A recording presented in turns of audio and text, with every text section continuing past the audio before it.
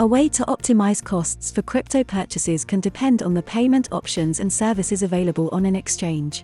When using a crypto exchange to buy crypto with US dollars or any other fiat currency, first check which fiat payment options are supported for your country. In some cases, crypto exchanges may offer payment methods with zero fees for fiat deposits, empowering users to save funds for further purchases.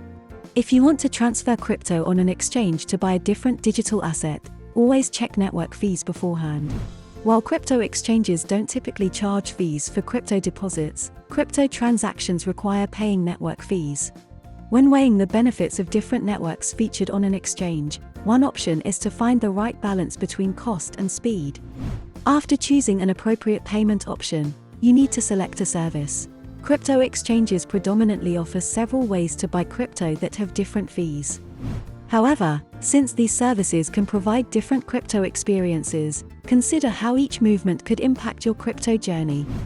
If you use trade orders to purchase crypto, pay attention to maker and taker fees. Maker fees are commonly lower than taker fees, meaning a limit order may be a more cost-wise option than a market order. In turn, crypto exchanges may provide lower fees, depending on your timing or trading volume. In general, users can find many ways to pay lower fees just by looking at what a crypto exchange has to offer. Make sure to explore CEX.IO services to take advantage of low fees and find your own path through the crypto ecosystem. Want to learn more about trading cryptocurrencies? Subscribe to our YouTube channel by clicking on the subscribe button below. For more in-depth articles and guides, visit CEX.IO University, link is in the description. Thanks for watching, and may the markets trend in your favor.